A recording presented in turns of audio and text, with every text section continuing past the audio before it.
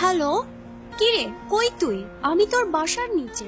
আর কতক্ষণ লাগবে? হ্যাঁ দোস্ত, আমি তো চলে আসছি, এই তো বাসার নিচে। ওকে।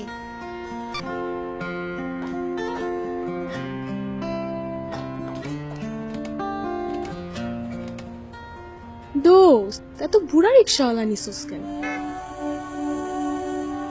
যাইতে যাইতে সারাদিন লাগাই দিবে। আচ্ছা পাচ্ছিলাম না, কি করব? যা পাইছি তাই, জানতো মামা।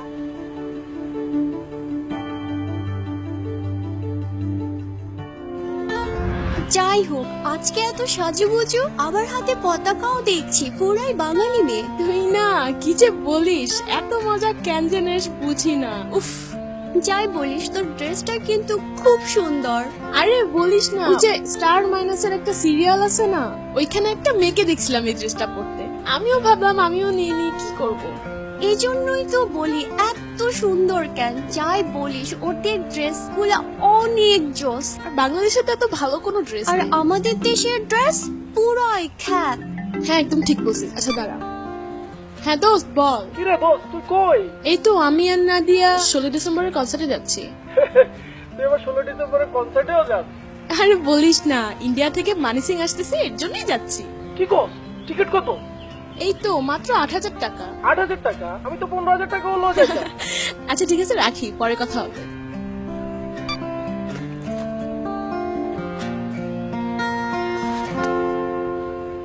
ইস, পতাকাটা পড়ে গেল রে। আচ্ছা বাদ দে। আরে রিক্সা থামাইছেন কেন? পতাকাটা আনতে। কই যান আপনি?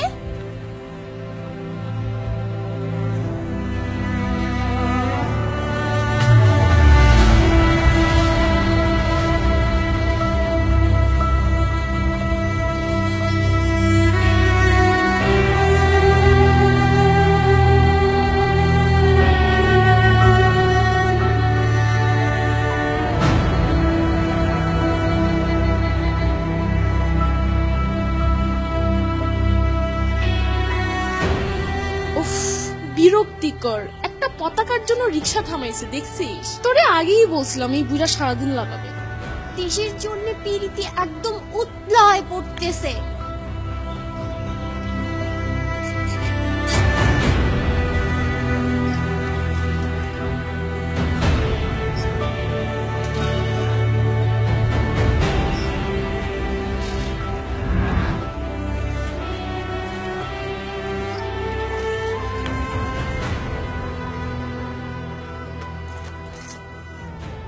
এই তো 20 টাকা, ভাড়া তো 30 টাকা। যা ভাড়া তাই দিছি চাচা। শোনেন চাচা, পতাকা উঠাতে গিয়ে যত লেট করছেন, আপনাকে তো টাকা দেওয়া উচিত না, এমনিতেই কনসার্টে লেট হয়ে যাচ্ছে। আপনারা এত টাকা দিয়ে কনসার্ট দেখতে পারেন, আর আমার ন্যায্য 10 টাকা ভাড়া দিলে সমস্যাটা কি? আজকে 16 ডিসেম্বর, যেদিনকে আমাদের বিজয় দিবস, আর এই বিজয় দিবসে গান গাবে বিদেশি শিল্পীরা। আইরে দেশ। এত কথা বলতেছেন কেন? সমস্যাটা কি আপনার? সমস্যা মানে? আমার অনেক সমস্যা। দেশ নিয়ে বাজে কথা বললে সমস্যা হবে না? এ তো দেশ নিয়ে দেখেছি আলগা পিরিতি দেখাচ্ছে। আমাদের দেশ আমরা বুঝবো, আপনাকে এত আলগা পিরিতি না দেখাইলেও চলবে। আপনাগো দেশ মানে? দাঁড়ান আমি দেখাচ্ছি দেশকার।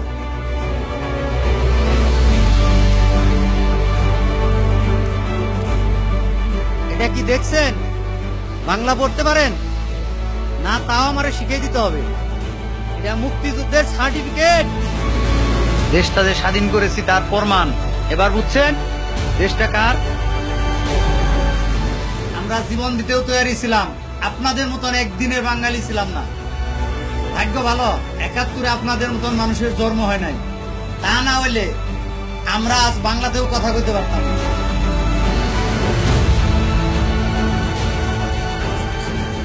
এই পতাকারে সম্মান করতে শিখুন।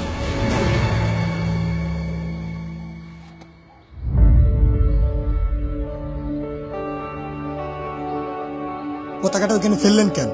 আপনাকে না চাচা বললো পতাকাটাকে সম্মান করতে?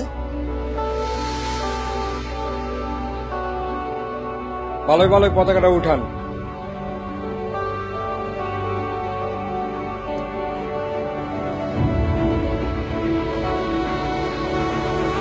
দাঁড়ান।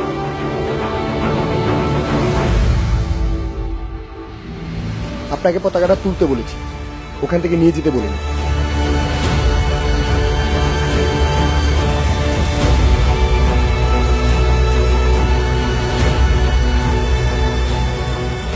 পতাকাটা আপনার কাছে খেলার জিনিস, এটা আপনার কাছে নিরাপদ না।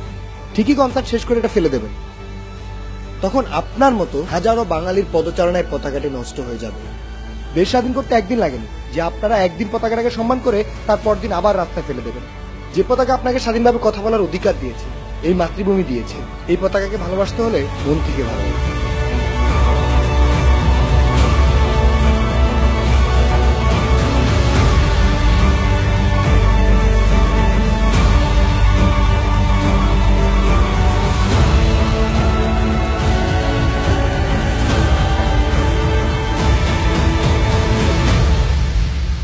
একাত্তরে ট্রিগারে রাখা হাতগুলোই আজ রিক্সা চালাচ্ছে।